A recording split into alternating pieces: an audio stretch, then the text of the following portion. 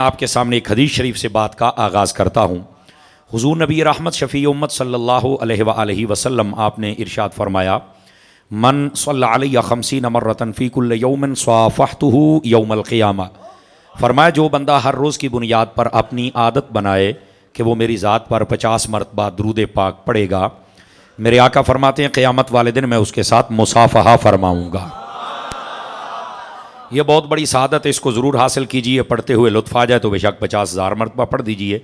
मुफ्ती अहमद यार खान नईमी गुजराती रहमतुल्लाह अलैह आपने मिरातुल मनाजी में लिखा है, फरमाया अगर कोई दुरूद पाक इतने शौक़ और इतने मोहब्बत से पढ़े कि उसे दुआ मांगने का वक्त ना मिले या भूल गया, बस शौक़ से दुरूद ही पढ़ता रहा, तो फरमाया इस दुरूद की बरकत से अल्लाह ताला बिन मांगे हर चीज़ अता फरमा देता है।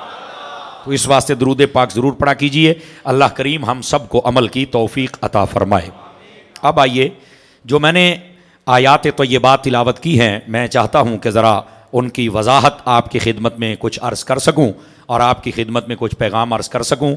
अल्लाह रब्बुल इज़्ज़त ने इरशाद फरमाया, उल ए महबूब सल्लल्लाहु अलैहि वसल्लम, आप इरशाद फरमा दीजिए, हल यस्तविल्लज़ीना यअलमून वल्लज़ीना ला यअलमून, क्या वो जो इल्म वाले हैं और वो जिनके पास इल्म नहीं है वो बराबर होते हैं?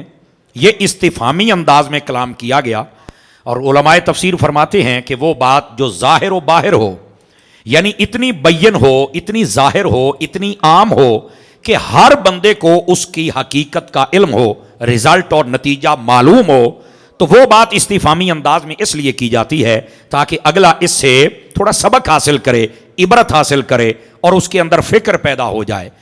अब अल्लाह रब्बुल इज़्ज़त ने इरशाद फरमाया कि तुम ये बता महबूब इनसे फरमाइए, क्या वो जो इल्म वाले हैं और जिनके पास इल्म नहीं है क्या वो बराबर हो सकते हैं? तो सादा सी बात है, कोई बंदा आलिम है या नहीं है, कोई बंदा स्कूल गया है या नहीं गया, वो ये जानता है कि जो आलिम होता है वो और जो गैर आलिम है वो कभी बराबर हो सकते नहीं। और इनमें फिर उसको नतीजे का भी मालूम होता है। एक तो आलिम और गैर आलिम बराबर नहीं होते, और दूसरा यह है कि इनमें अफजल कौन है, तो हर बंदे को पता है, हाँ वो जितना भी कम तालीम रखने वाला हो, वो बिल्कुल पंजाबी में जिसको कहते हैं चिट्टा अनपढ़ ही क्यों ना हो, तो वो भी जानता है कि जो आलिम होता है वो गैर आलिम से अफजल भी होता है, आला भी होता है, बरतर भी होता है। ये बात का सबको इल्म है जनाब। फ्रंट सीटों वालों का ज्यादा हक बनता है, आप मेरे साथी बैठे हैं, दोस्त बैठे हैं, तो आपका ज्यादा हक बनता है। ये होगी पहली बात, यानी इसमें पैगाम है कि जो आलिम और गैर आलिम हैं वो कभी बराबर हो सकते। दूसरी बात कि आलिम और गैर आलिम हूं तो अफजल आलिम होता है ना कि गैर आलिम। ये दो बातें वाज़ेह हो गई। अब आइए थोड़ा सा आगे चलते हैं। याद रखिए, इस कायनात आलम में जब अल्लाह रब्बुल इज़्ज़त ने आलम इंसानियत की इब्तिदा फरमाई तो वो हजरत सैयदना आदम अला नबीना व अलैहि सलातु वस्सलाम से इब्तिदा फरमाई। और जब इस शाहकार को अल्लाह ने फरिश्तों के सामने पेश फरमाया तो आपको पता है हुस्न की वजह से पेश नहीं किया था। अब ये जरा गौर फरमाइएगा, कद काठ की वजह से पेश नहीं किया था।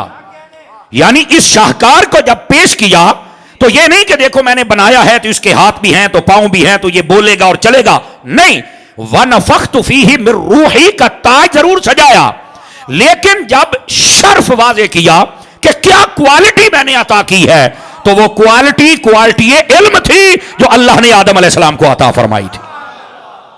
वो शरफ इल्म था, और यही वजह है जो इल्म वाला होता है वो बाकियों से अफजल होता है। सैयदी आला हज़रत साहब रहमतुल्लाह अलैह ने लिखा है, ये आम दरबारी मौलवी इसको नहीं बयान कर सकता क्योंकि उसका फिर मकसद पूरा नहीं ना होता।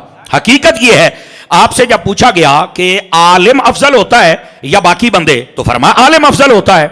आलिम रब्बानी की बात हो रही है, यह भी शर्त है, यह भी आज नुक्ता आपकी खिदमत में मैंने अर्ज करना है। और दूसरी बात, यहां बसौकात ना हमारे यहां लोगों में अकीदत है ना, तो वो बसौकात नसब को आगे लेके आते हैं और वहां से सारे आलिम फाजिल और बड़े बड़े फनून के मानने वाले उनको सबको पीछे छोड़ देते हैं।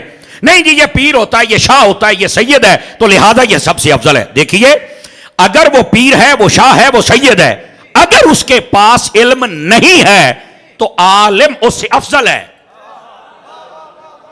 ये आला हज़रत साहब रहमतुल्लाह अलैह आपने फतावा रज़िया शरीफ में लिखा है इस बात को, लेकिन दरबारी मौलवी बयान नहीं करते, वो ऐसे पेश करते हैं।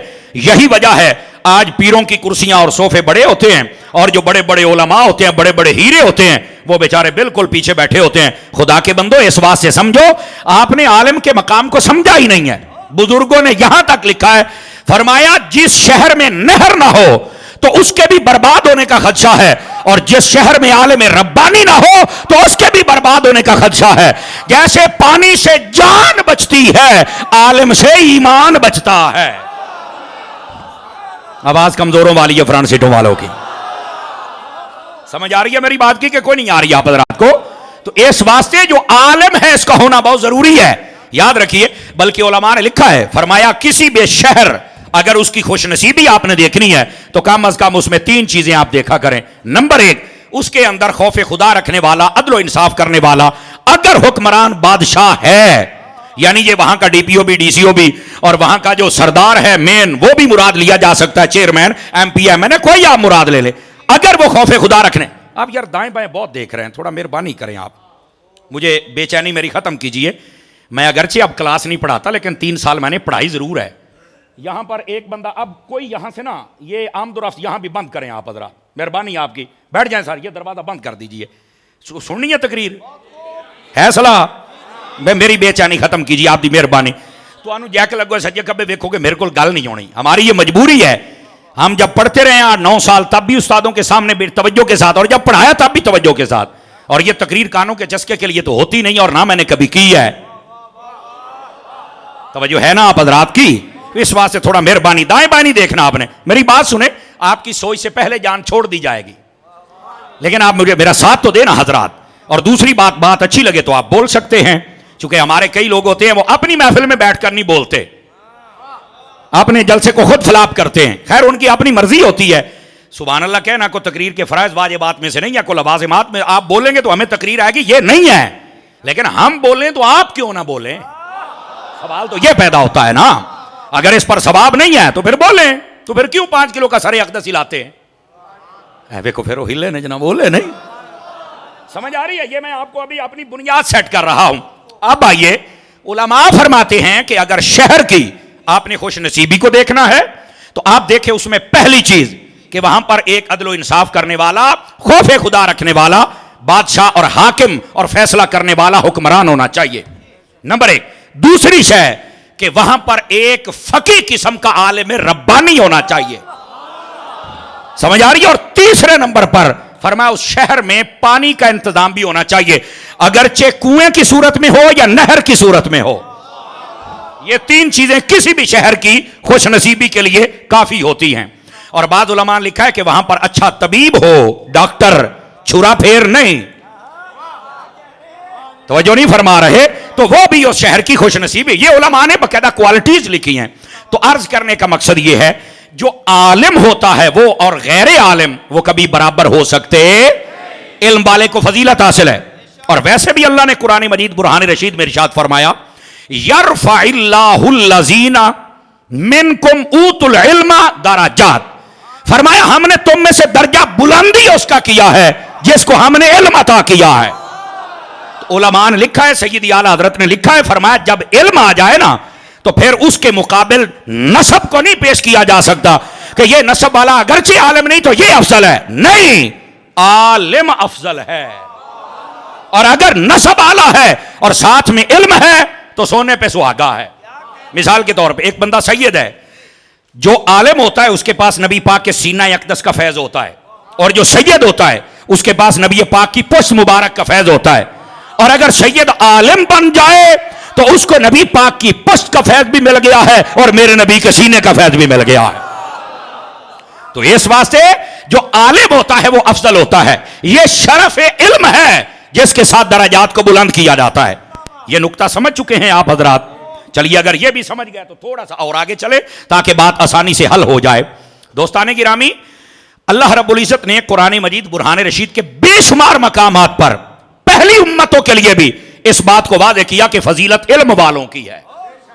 हजरत तालूत को जब बादशाह बनाया गया ना, समझ आई, तालूत मालिका, हजरत तालूत को जब बादशाह बनाया गया तो सब ने सवाल किया, जितनी बाकी कौम थी बनी इसराइल की, उन्होंने सवाल किया, उन्होंने कहा कालू अन्ना यकूनु लहुल मुल्कु अलैना व नहनु अहक्कु बिल मुल्क मिनहु व लम युअत सअतम मिनल माल।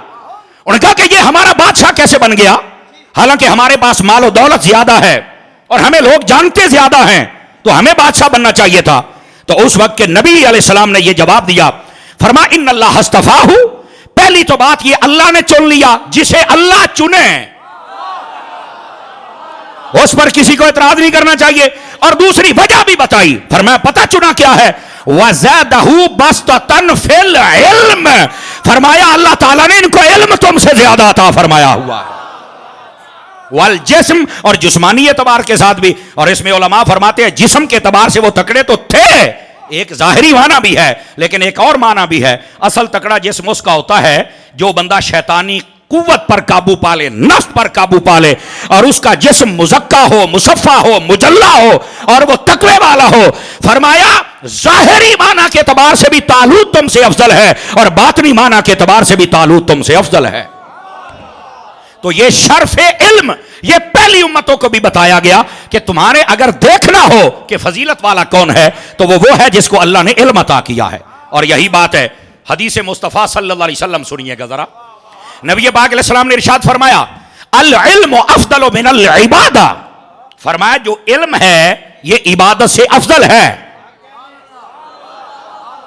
एक है नफ्से इल्म और एक है नफ्से इबादत, इन दोनों में इल्म अफजल है। क्यों? उलमा ने बड़ा प्यारा जवाब दिया, इसकी शरह यह है, दो लफ्जों में सुन लीजिए। फरमाया इबादत के सही होने का जो तरत्तुब है वो इल्म पर मौकूफ है। इल्म होगा तो इबादत करेगा ना, कि यूं नफल पढ़ने हैं, यूं रोजा रखना है और यूं ज़कात देनी है। जब इल्म ही नहीं है तो वो इबादत सही नहीं होगी।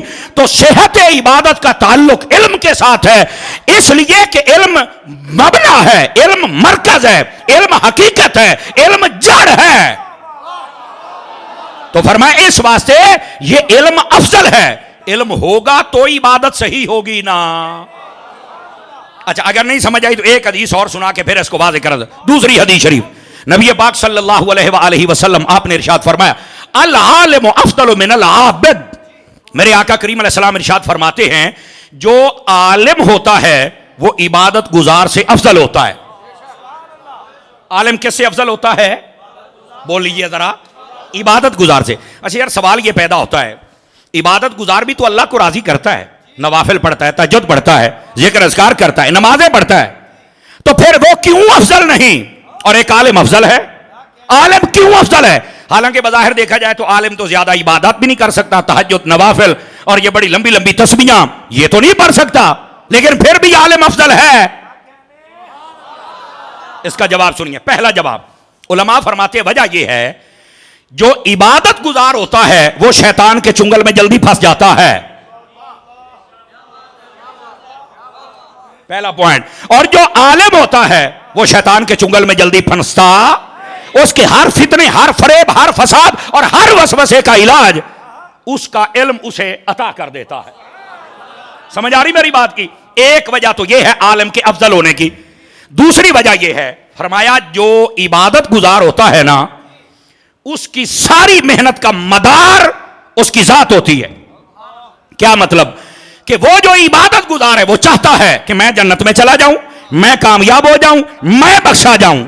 और जो आलिम होता है इसका सारा मदार वो हजूर की उम्मत होती है कि ये बख्शे जाए, ये जन्नत में चले जाए।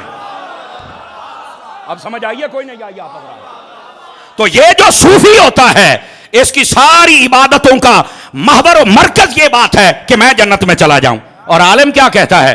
वो कहता है यार मैं तो इल्म हासिल कर ही चुका हूं, ये इल्म औरों को बताऊं कि कलमा यूं पढ़ना है, बचाना यूं है, इबादत यूं करनी है। और बड़े से बड़ा फितना आ जाए उस वक्त आलिम ये नहीं देखता कि बादशाह वक्त मेरा मुखालिफ हो जाएगा या इलाके वाले मेरे मुखालिफ हो जाएंगे। वो कहता है ये स्टेज है, इस मिंबर रसूल पर किसी बादशाह की बोली नहीं आ सकती, यहां बोली आ सकती है तो मोहम्मद मुस्तफा की बोली आ सकती है। और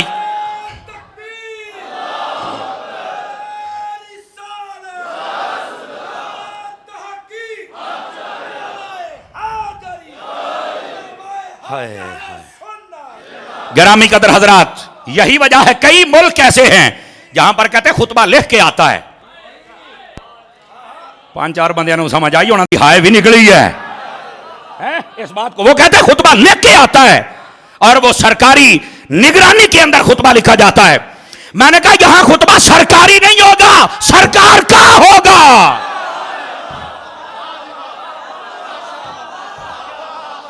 सरकारी, जज़ाकल्लाह, सरकारी नहीं, सरकार का। मेरा मुल्क वतन अजीज पाकिस्तान उन खुशनसीब मुल्कों में है कि जिनके मिंबर आजाद हैं। ये किसी बादशाह के पाबंद नहीं है, ये मोहम्मद मुस्तफा के कुरान और हदीस के पाबंद हैं। काश के हम अपना फरीजा सही से अदा कर पाए। और जुमला जितने ये तोलबा आलिम बन रहे हैं, मैं भी चूंकि तालिब इल्म हूं तो मैं आपसे बात कर सकता हूं, इन हजरात से मैं नहीं कर सकता, इनसे सिर्फ मैं दुआ ले सकता हूं अहले स्टेज से, लेकिन आपसे मैं गुजारिशात कर सकता हूं। अगर आपको कोई मस्जिद मिल गई तो मदरसा मिल गया तो मेहरबानी फरमाइए आप उस मिंबर के ऊपर हुजूर का फरमान लेके आइए, कुरान लेके आइए। और ये जो आजकल का एक फितना थोड़े नाल ही आ जाए, दसो जेल मैनू तेरा प्यो आया बैठा ही आ जाए, ये जो बकबक करता है ना, और अल्लाह की कसम पूरे पाकिस्तान में नहीं पूरी दुनिया में मेरी पहचान ये है कि मिर्जे नू बड़िया बड़िया हाथ पाया पर अतारी जी में तू पाया किसे नहीं पाया। और ये मुझे एजाज हासिल है। ये क्या तमाशा है, कमरे में बैठ के बकबक करता है, निकलना बाहर। हुसैनी सुन्नत तो मैदान में निकल के अदा होती है ना। ऐसे फितरों को भी बताया जाए कि असल हकीकत क्या है। और ये उलमा से मैं कहूंगा आप अपने स्टेज पर जब बैठे ना तो आप भी अपने सामने किताब रख लेना, आप भी हदीस खोलें, आप भी नंबर बता देना। अगर आपको पता है कि किताब खोलने का दौर है, हुण तो तकरीर ही सौखी हो गई, औखियां तां कीतियां ये मैं असी बड़ियां औखियां तकरीर पका के कीतियां ने। यकीन फरमाई सौखा दौर तुम्हारा है। सामने टेबल रखो, किताब खोल लो, बस सिर्फ एक 2 घंटे मुताला करके तकरीर करो, मदीना मदीना ते बल्ले बल्ले। सब कहेंगे कि ये नंबर भी बता रहा है, हदीस भी बयान। तो थोड़ी सी मेहनत मेरी जान, ये जो वारिसाने मिंबर और मेहराब है इनको भी करनी पड़ेगी। चूंकि जो वक्त के साथ अपने आप को अपडेट नहीं करता वो बंदा भी पीछे रह जाता है। बाकी यकीन फरमाइए ये जितने फितने हैं ना, अहले सुन्नत अगर काम करना शुरू कर दे तुम्हारे सामने को फितना टिक सकता ही नहीं है। ये बात सच्ची है, लेकिन हम सबको अपना फरीजा अदा करना पड़ेगा। तो बात ये अर्ज कर रहा हूं कि जो आलिम होता है वो इबादत गुजार से अफजल है। एक तो शैतान के चुंगल में नहीं आता, चूंकि दलाइल होते हैं। अल्लाह ताला ने उसको इल्म का नूर अता किया है, वो हर किस्म के फितने और दलालत और जहालत और गुमराही से फौरन निकल जाता है इल्म के नूर की वजह से। फ्रंट सीटों वाले हक नहीं अदा फरमा रहे। और दूसरी वजह क्या होती है कि उसकी सारी मेहनत का मदार हुजूर की उम्मत के लिए होता है, इनके अकायद भी ठीक हो जाए, इनके अमाल भी ठीक हो जाए। तो सियाने कहते ने कर खैर ते होवे खैर, जितने ज्यादा की खैर करेगा उतना ज्यादा ही इसको मिल जाएगा। और फिर तीसरी बात भी तवज्जो तलब है, जागे तो अर्ज कर दूं आपकी खिदमत के अंदर, ये जितने फदाइल उलमा के आका करीम अलैहि सलाम ने इरशाद फरमाया, फद्लुल आलिम अलल आबिद का फद्ली अला अदनाकुम। फरमा लोगो तुम में जो आलिम हैं उनकी फजीलत इबादत गुजारों पर। अच्छा यहां अवाम की बात नहीं हो रही,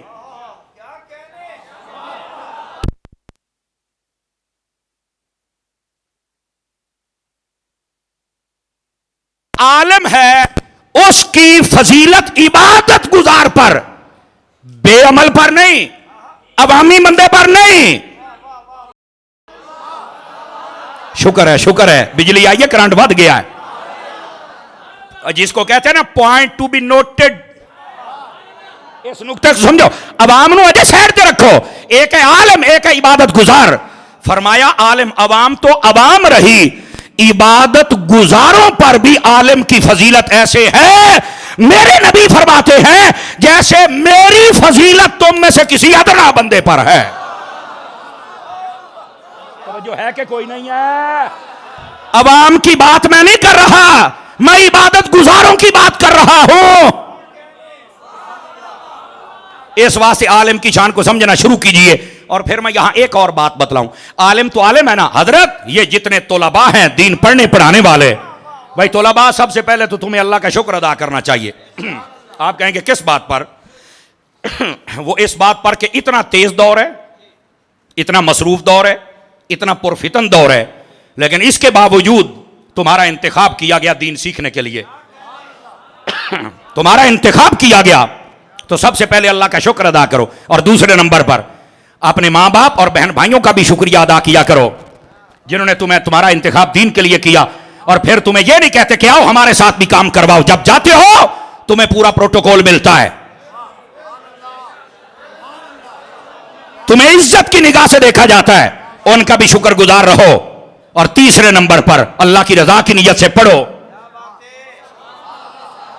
और फिर ये अहादीस अपने ध्यान में रखो।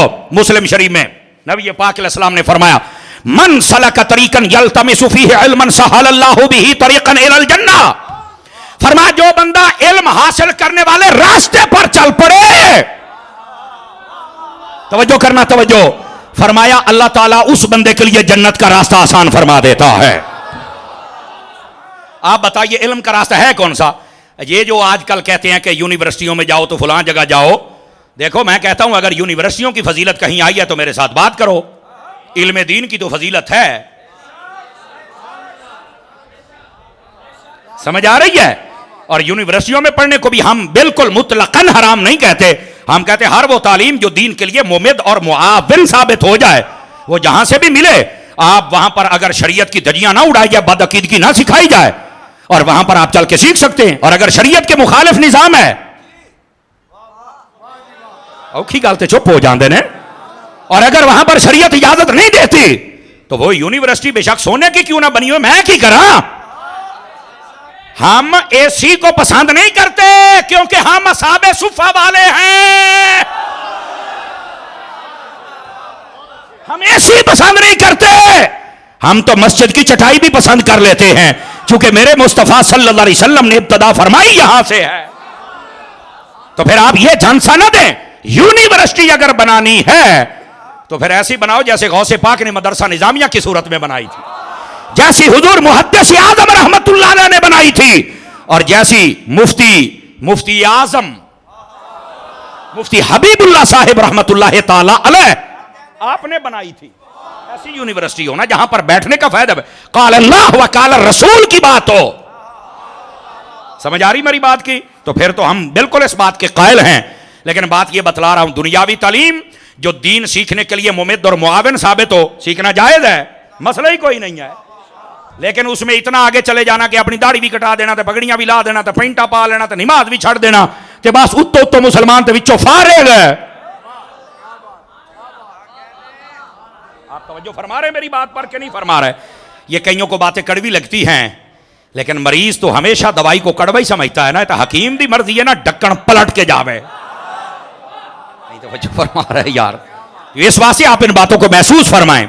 तो आका करीम सल्लल्लाहु अलैहि वसल्लम आपने जो बात वाज़े फरमाई उसके मुताबिक जे तालिब इल्म जिस इल्म के रास्ते पर चलता है, ये रास्ता तो मदरसे का है, तो फरमा अल्लाह ताला इस रास्ते पर चलने के सदके इसके लिए जन्नत का रास्ता आसान कर देता है। आपने कभी सोचा है जन्नत को रास्ता जाता कौन सा है? शारहीन हदीस लिखते हैं जन्नत के रास्ते का नाम है पुल सिरात। जो मदरसे का सफर करता है पुल सिरात को आसानी से क्रॉस कर जाता है। आप किसी भूल में मत रहें। और फिर आओ दकाइकुल अखबार की एक रिवायत आपके सामने पढ़ूं, और वो लोग भी कान खड़े करें जो कहते हैं मौलवी बशकी गए थे, असा भी बशकी जासू। मैं कह खलो तेनू भी हदीस सुनावा। मेरे आका करीम सल्लल्लाहु अलैहि वसल्लम आपने इरशाद फरमाया क़यामत का दिन होगा, ये दकाइकुल अखबार में रिवायत मौजूद है, फरमाया कि मेरी उम्मत के कुछ आलिम होंगे जब अल्लाह की बारगाह में पेश किए जाएंगे तो अल्लाह ताला जिब्राइल अमीन को तलब फरमाएगा। हजरत जिब्राइल अमीन आ जाएंगे, फरमाया जाएगा ये आलिम है, इनको जा मेरे हबीब की बारगाह में पेश कर। गौर करो, हुण पता लगेगा अपने मौलवियां दियां शाना ते केड़ा बोलदा है। सच्चे आलिम रब्बानी की बात हो रही है। वो जाएंगे और उलमा को लेकर नबी पाक के पास, और आपको पता है नबी कहां होंगे? इस हदीस में है नबी पाक हौज़े कौसर पर होंगे और लोगों के बर्तनों में पानी डालकर उनको पिला रहे होंगे। और आपको पता है हौज़े कौसर के ऊपर इतने बर्तन हैं का आदद नुजूम समा, जितने आसमानों पर सितारे हैं। लोग आते जाएंगे पीते जाएंगे। जब उलमा आएंगे, ये बात यकीन करे जब मैंने पहली मर्तबा पढ़ी तो मेरा दिल वजद में आ गया। पता नहीं आपकी क्या कैफियत होगी। मेरे आका बर्तन से पानी नहीं पिलाएंगे,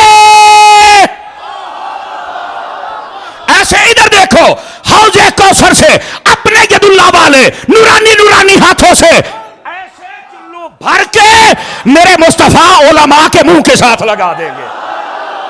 हाय ओ सदके जामा, मुफ्ती हबीबुल्ला साहब की रूह भी खुश हो गई होनी थोड़े थे। अगली बात और जरा गोडे छड़ के भाई फिर सुस्ती वाले बाबा जी आप बैठ सकते हैं, आप बैठ सकते हैं, आप मेरे बुजुर्ग हैं, जवान नहीं बैठ सकते, जरा मेरी तरफ देखिएगा। मेरे आका करीम जब चुल्लू मुबारक भर के उनको मुंह से पिलाएंगे तो आले माशर पूछेंगे मेरे आका ये कौन है जिनका इतना प्रोटोकॉल है और हाथों से क्यों पिलाया? मेरे आका फरमाएंगे मेरी उम्मत के आलिम है, आज इनको ये एजाज इसलिए मिला, सारी जिंदगी ये मुंह मेरा कुरान और हदीस बयान करते रहे, आज मुस्तफा उनको अपने हाथों से पानी पिला रहे।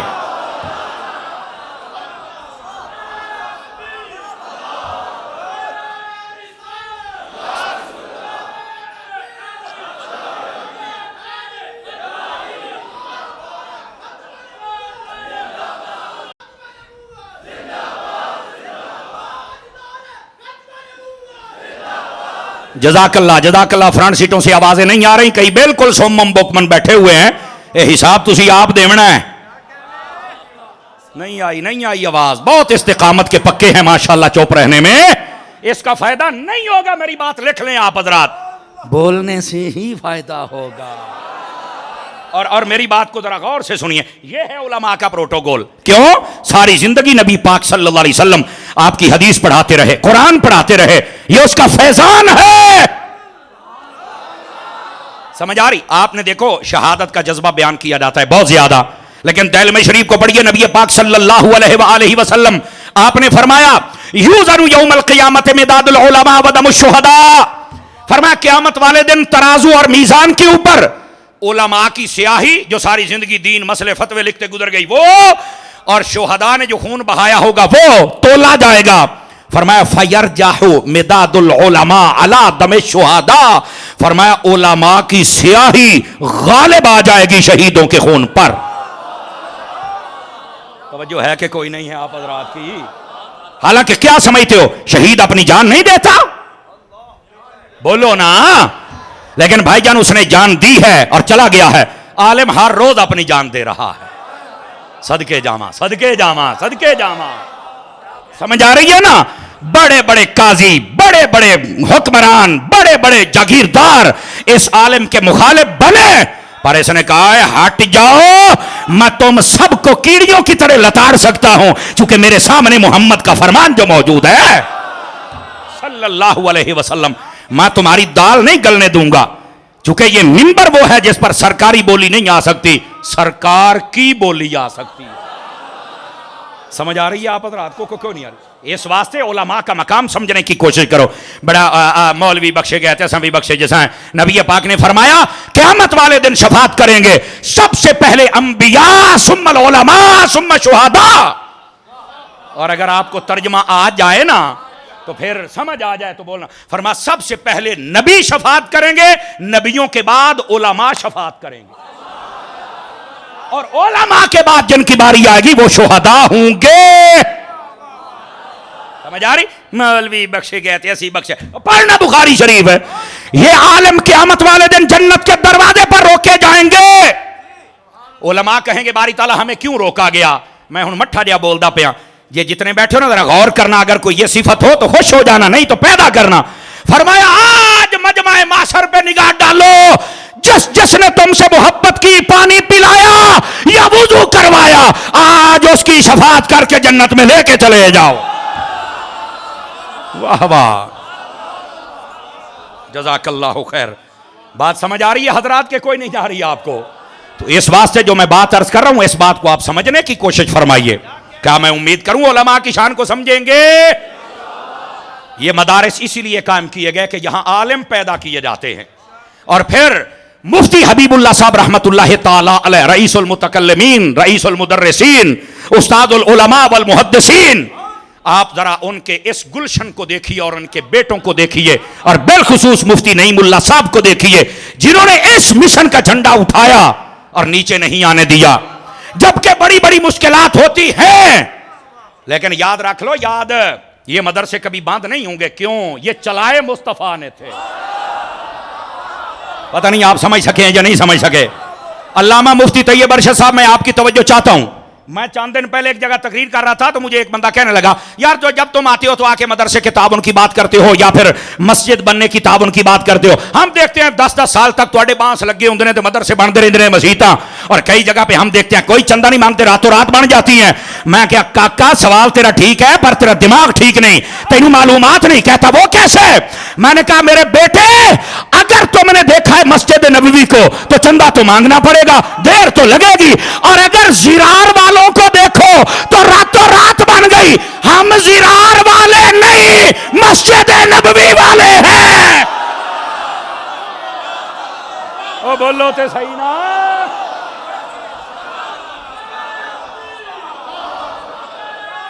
सारे सारे सारे हाय हाय हाय हाय। एक मिनट भाई, एक मिनट। शाह साहब कह रहे हैं, सैयद मुदस्सिर हुसैन शाह साहब मेरे दोस्त ने, कह रहे एक बारी फिर जेडे इतने सामने बैठे हो तुम भी एक बारी सुभान अल्लाह कहो ना, तुहानू फिर सुनाइए। ओ मैंने कहा जनाब ये मस्जिद नबी बनी तो चंदा हुआ, जगह खरीदी तो चंदा हुआ, कोई इस्लाम के लिए जंग हुई चंदा हुआ, असहाबे सुफा पढ़ते पढ़ाते थे चंदा हुआ, वो मस्जिद में रहते थे इंतजाम के लिए चंदा हुआ, और जिम्मेदारियां थी कि आज तुम खाना खिलाओगे, आज तुम खिलाओगे, और मस्जिद जिरार वालों ने रातों रात बना ली थी। मैंने कहा हम सुन्नी हैं, हमारा शजरा नसब मदारिस का, और मैं यहां इमाम नूरानी का जुमला देता हूं।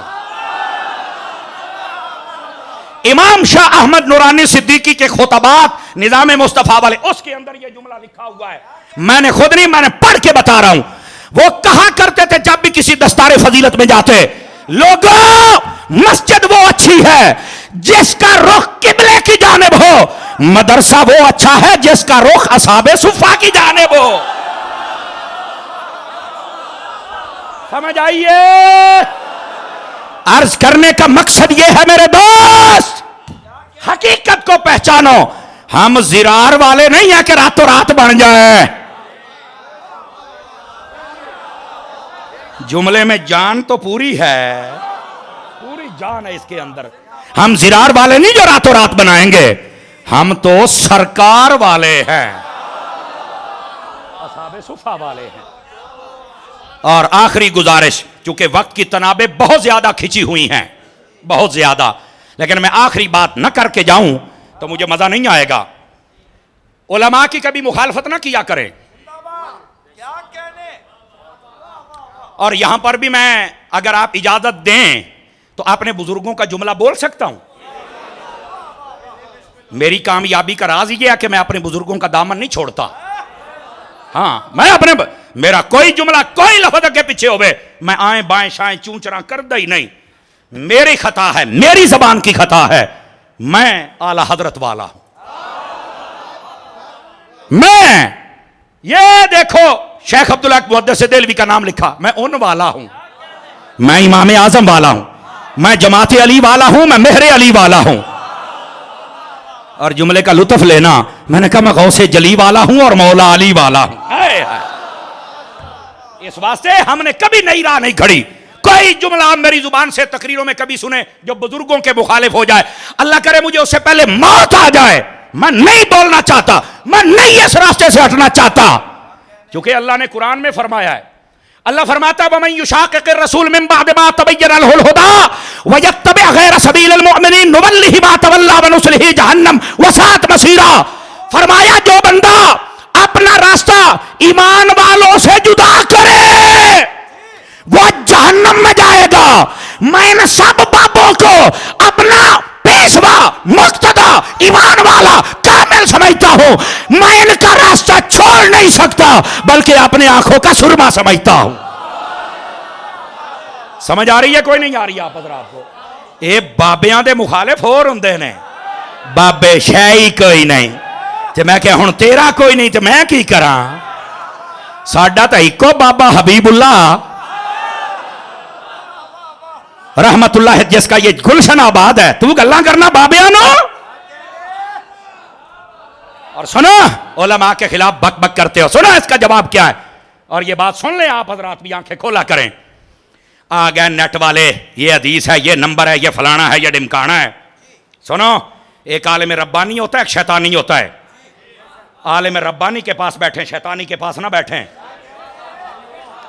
और मोटी निशानी आपके जहनों के मुताबिक अर्ज कर दूं, आलिम रब्बानी वो होता है जो कभी भी कुरान और हदीस का मफहूम बदलता नहीं, क्योंकि ये खारजियत है। कभी भी उम्मत ने जो तर्जमा तशरीह की है, वजाहत, उसको बदलता नहीं है। मैं आपको एक हदीस सुनाना चाहता हूं, अगर 2-4 मिनट हो जाए तो मुझे माफ करना, क्योंकि मौजू मुकम्मल ना हो तो मैंने चस नहीं आऊंगी। इधर देखिए, मेरी तरफ देखिए, हदीस शरीफ है। अब ये मिर्जा जेलमी, उसके फालवर, उसके चमचे कड़छे, अगर को बैठे तो जरा गौर करें। हदीस है, नंबर है, किताब है। मैं क्या बस कर है, वड्डा तू आ गया, किताब तेन ज्यादा समझ आ गई है। मसला ये है, सारा दीन अरबी में है और ये उर्दू की किताबें पढ़ के फारिग हो गया है। तुझे किसने कहा कमरे में बैठकर उर्दू पढ़ने वाला आलिम होता है? ये जब सहाबा कराम नबी से पढ़ते रहे और सारी उम्मत दूसरों से पढ़ती रही और उस्तादी शगिर्दी का तसलसल है, तो मिर्जा तू किसी उस्ताद को क्यों नहीं पढ़िया? पढ़ना, तू चटाइयां ते बहना, को उस्तादा दियां डांगा ते पैप खाना। तेनू पता लगे माना कि मैं बयान करना, गोलिया जिमें दिल करता बक बक करना है। अब ये सिहा में हदीस है, नबी पाक ने फरमाया, ला तत्तखिज़ू कब्री ईदा व फी रिवायत ला तजअलू कब्री ईदा। मेरे नबी ने फरमाया मेरी कब्र को ईदगाह ना बनाना। ये हदीस है। सारे तवज्जो कर रहे हैं, सुना दूं आपको। अब ये मिर्जा एंड कंपनी और जितने जोहला हैं वो सारे कह रहे हैं, ऐ सुन्नी नहीं तुहानू दसदा। मैं कहा सुन्नी इंज नहीं दसदा जिवें तुसीं दस दिओ, सुन्नी सुनिया तरह दसदा है। आज ऐसे राफजी हमें कहते हैं ना, राफजी, कि तुम मौला अली की शान नहीं बयान करते। मैंने कहा हाँ, राफजियों की तरह नहीं करते, सुन्नियों की तरह अली को बयान करते। मसला असल ये है। अब देखो, हदीस ये है, नबी पाक ने फरमाया मेरी कब्र को ईदगाह ना बनाओ। आप गूगल सर्चर बैठे, आप लिख के देखें, कईयों ने तर्जमा किया है। वो कहते हैं नबी पाक ने फरमाया मेरी कब्र पर मेला ना लगाना। अब मैं क्या इल्मी खयानत करना ले, दज्जालो, कज़्ज़ाबो, किसने कहा यहां मेले का लफ्ज है? तुम्हें शर्म नहीं आती? फिर कहते हो समर साहब जज्बाती हो जाते हैं। मैं आख्या ये मिजाजे फारूकी है, ये बर्दाश्त करना पैगा पुत्र है। और मुझे ये एजाज हासिल है, मेरी तकरीर गैरत वाला बंदा सुन सकता है, दूसरे बंदे के बस की बात नहीं है। और अगली बात भी सुन लीजिए। मैंने कहा यह तर्जमा किसने किया कि नबी पाक सल्लल्लाहु अलैहि वसल्लम के आपने फरमाया मेरी कब्र को ईद मेला ना लगाना मेरी कब्र पर। मेले वाला तो लफ्ज़ ही कोई नहीं है। हैं इल्मी खयानत करते हो। दफा दूर हो गया, कहते जी संत सारे दसे ये है। तो मैं कहा जाहिल हैं बताने वाले, साढ़े को बैठ तेन दसिए ईद का मतलब क्या। और दूसरी बात, मिर्जा एंड कंपनी इन्होंने तर्जमा क्या किया और कहते जी ईद नबी पाक ने फरमाया मेरी कब्र को ईदगाह ना बनाना। क्या मतलब जी? ਇਹਦਾ मतलब है वे ईदगाह में रश होता है। हाँ, तो नबी पाक ने फरमाया मेरी कब्र पे रश नहीं लगाना। ਜਿਹੜੇ ਮੁੰਡੇ ਨੇ ਕਹਿੰਦੇ ओ ये सुन्नी ने तो कभी मतलब दसिया नहीं। मैं क्या ए मतलब होवे तो सुन्नी दसे। यार मुझे नहीं पता 12:30 हुए या 11:45 होया, मैनू नहीं पता ना, मैं अजे वेख्या जे, अज मैं वेखे ही नहीं। लेकिन मैं सिर्फ तुहानू ये आखना चाहना, तेरा एक बारी गोडे छड़, एक बारी अगर ये तर्जमा सुन के जो सुनियों ने किया है आपकी तबीयत में वजद ना पैदा हो तो खड़े होकर कह देना यार तारी सानू चस ही नहीं आई। ते जे हलचल पैदा हो जाए तो फिर मुफ्ती हबीबुल्ला वास्ते दुआ कर छड़ना भी ये तुहाडा इदारा सी ते अज तालिब ने सुनिया ते सानू चस आ गई है। फ्रांसीटो वाले मुंह घुट के नहीं पाना, तुहाडी बारी है, 2 नंबरी ना करो। एक खयानत कर रहे हो, खयानत छड्डो। इसका तर्जमा ये नहीं है कि नबी पाक ने फरमाया मेरी कब्र पर मेला ना लगाना, मेरी कब्र पर रश ना लगाना। अगर ये मतलब है तो फिर नबी पाक ने ये क्यों फरमाया मन नज़ारा कब्री वजबत लहू शफाअती। अगर ये मतलब है कि रोजे पर नहीं जाना तो मेरे नबी ने ये क्यों कहा है मन हज फलम यजुरनी फकद जफानी, कि जिसने हज किया और बाद में मदीने मुझे मिलने नहीं आया, फरमाया वो बेवफा है। और मैंने कहा मिर्जे सुनना, तू कहता है रोजे पर नहीं जाना, हकीकत ये है मेरा रब भेज रहा है। कहता ओ किथे लिखा है? अब मैं क्या मर जाने, कुरान दे विच है मेरा रब फरमाता है वलौ अन्नहुम इज़्ज़लमू अनफुसहुम जाऊका फस्तगफिरुल्लाह वस्तगफर लहुमुर रसूल लवजदुल्लाह तव्वाबर रहीमा। इश्क वाला तफसीरी तर्जमा ये है, और लोगों जब गुनाह कर बैठो, अपनी जानों पर जुल्म कर बैठो, और मेरे यार के रोजे पे आ जाना, हम तुम्हारी बख्शिश और मगफिरत फरमा दें। आवाज आवाज, रुको रुको, एक मिनट बेटे, बाद में नारा लगाना। अभी तो मैंने इल्जामी जवाब दिया है, माड़ा मोटा मुनाजरा रशीदिया मैनू भी याद है। हाँ, अभी तो मैंने ये इल्जामी जवाब दिया है। अब अगर आप तवज्जो करें तो आपको इल्मी जवाब भी अर्ज करूं। सिर ना हिलाओ ना, मुंह हिलाओ ना, दूं जवाब। आ जाओ फिर सुनो। मैं चैलेंज करता हूं, यह तर्जमा उम्मत में किसी ने नहीं किया कि नबी पाक ने फरमाया मेरी कब्र पे मेला ना लगाना। थोड़ी सी आवाज खोलना, बहुत प्यारा साउंड है पर मैं थका हुआ हूं। और यह भी नबी पाक ने तर्जमा नहीं किया, किसी ने तर्जमा नहीं किया कि नबी पाक ने यह फरमाया हो कि तुमने मेरी कब्र पर जैसे रस होता है तो रस नहीं लगाना। मैंने कहा ना मेले वाला तर्जमा है ना रस वाला तर्जमा है। आप कहेंगे अत्तारी साहब फिर क्या तर्जमा है? मैंने कहा दो तर्जमे उलमा ने किया, सुनो। पहला ये है, मेरे नबी ने फरमाया मेरी कब्र को ईदगाह ना समझना। क्या मतलब? फरमाया ईदगाह में तुम 2 मरतबा जाते हो, बाद में नहीं जाते हो, ईदगाह खाली रहती है। मेरे रोजे पर 2 मरतबा आके कभी रोजा खाली ना छोड़ना। हाय हाय हाय हाय हाय।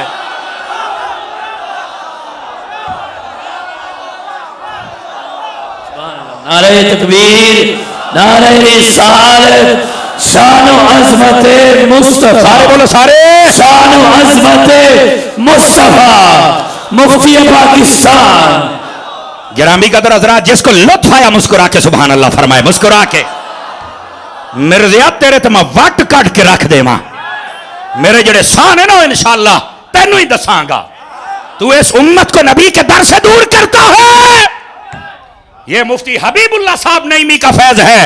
हम तुम्हारा रुख मदीने की जानिब मोड़ देंगे इंशाअल्लाह। ये पहला तर्जमा। ईमान से बताओ सुन के लुत्फ आया कि नहीं आया? ईमान से बताओ। आगे है लो जी, है दूसरा भी सुनो तो फिर थोड़ी जान छड़िए। इसका दूसरा तर्जमा जो मुल्ला अली कारी ने लिखा है, मुल्ला अली कारी ने, और जैसे पहले वायदा जे उस तू ज्यादा ना आवे तो आख्या तारी चास नहीं आई, तो जे आ जावे तो मुड़ चुप ना बविया है। मुल्ला अली कारी कहते हैं लोगों, नबी पाक ने फरमाया मेरी कब्र को ईदगाह न बनाना। क्या मतलब? फरमाया तुम्हारी 2 ईदें होती हैं, तब तुम ईदगाह में जाते हो, बाद में ना तुम्हारी ईद है ना ईदगाह में जाते हो। और मेरे रोजे पर जब जब पाओगे तुम्हारी ईद हो जाएगी। नारे तकबीर, नारे रिसालत, नारे तहकीक, नारे हैदरी, ताजदारे नबुव्वत।